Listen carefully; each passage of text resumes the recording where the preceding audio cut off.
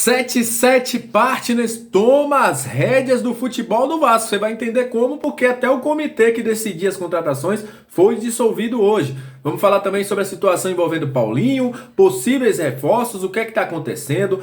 Paulo Brax deve ser o novo diretor executivo da 77 e também, infelizmente, vamos falar sobre a lesão do Riquelme. Riquelme deve ficar sem jogar até 2023 e a expectativa da volta de Palácios. Então, vai subir a vinheta, depois da vinheta vai ter isso e muito mais no nosso Comenta Léo Vascaíno. Sobe a vinheta.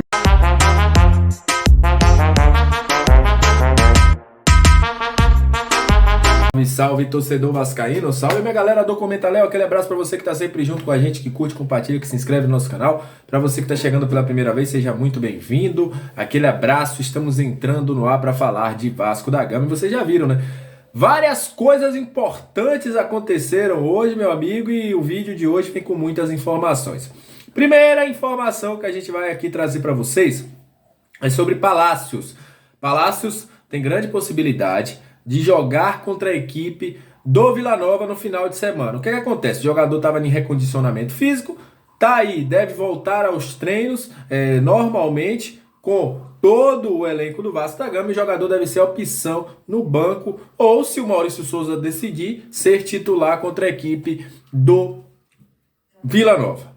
Sobre a informação aí de Figueiredo, o Vasco ainda não informou, até o momento que eu estou gravando esse vídeo, o que é que aconteceu, se o Figueiredo tá aí, teve alguma lesão mais grave ou não, o Vasco não informou. Até porque houve outra questão muito grave que aconteceu ontem à noite, que foi a lesão do Riquelme. O Vasco, logo após o jogo, divulgou que o Riquelme tinha tido uma entorse no joelho, mas que seria avaliado hoje por meio de exames para saber como é que era a situação, a real situação do Riquelme. Pois então, Riquelme participou por exames hoje e foi diagnosticado com rompimento aí, a lesão, né, no ligamento cruzado anterior, no LCA, uma das lesões aí mais chatas que tem no futebol. É uma lesão que aí dá em torno de 6 a 1 ano de recuperação e com isso, Riquelme ficará de fora aí do Vasco nos próximos, até meados aí de segundo semestre de 2023. É a mesma lesão que teve, por exemplo, o Sarrafiori. O Vasco só não informou se foi um rompimento, se foi um estiramento, mas deve informar aí nos próximos, amanhã, por meio.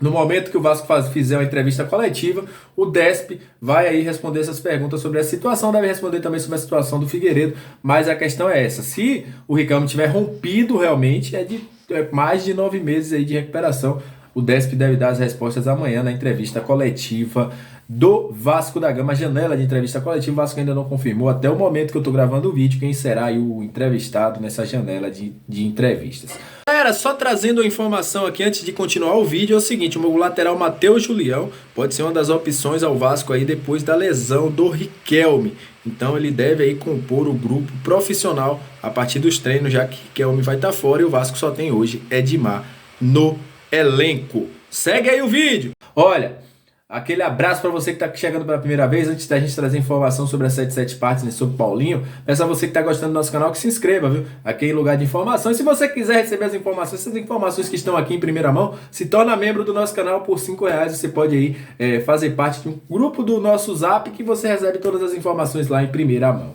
Olha, 77 Partners, pelo que a gente está entendendo aí, está no comando da situação do futebol do Vasco.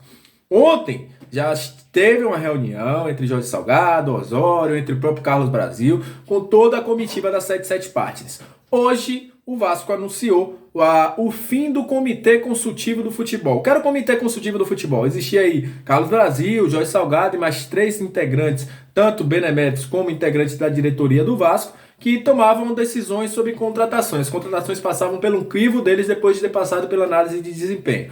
Isso acabou. Não existe mais esse comitê. Por quê? Porque a 77 que agora tomará as rédeas dessa situação. A 77, por meio de um comitê, com todos aqueles que vieram até o Brasil, né? Nicolas Maia, Ciniegas, Dom Draspel, também Johannes Spohr e outros, passarão a ser os caras que vão tomar as decisões juntamente com o Carlos Brasil.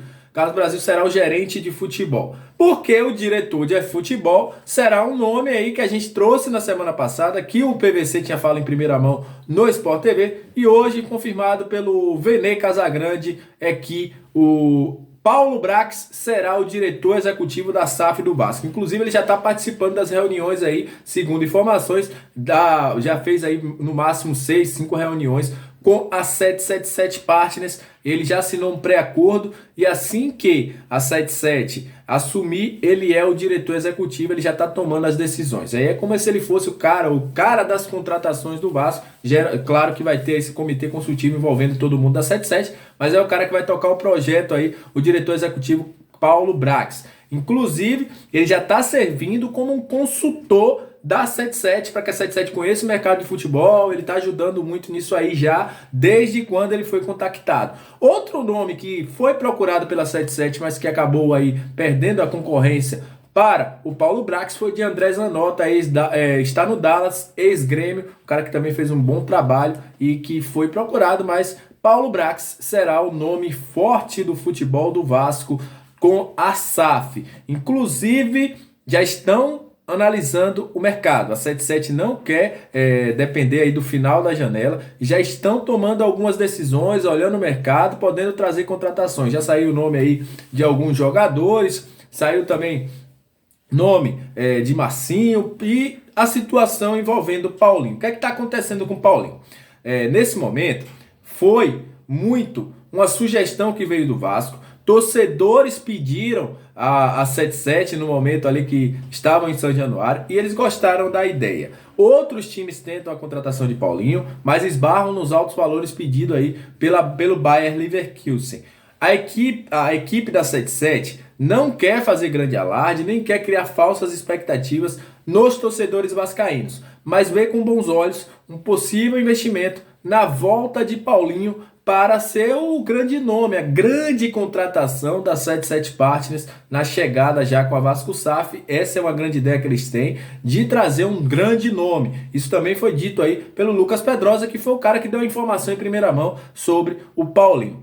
Tá rolando sondagens, mas nesse momento o Vasco não teve nada de oficial. Inclusive na reunião desta quarta-feira foi debatido novamente, houve a aprovação desse nome do Paulinho e vamos ver se o Vasco vai conseguir contratar ou não. Mas volto a dizer a vocês, não criem expectativas.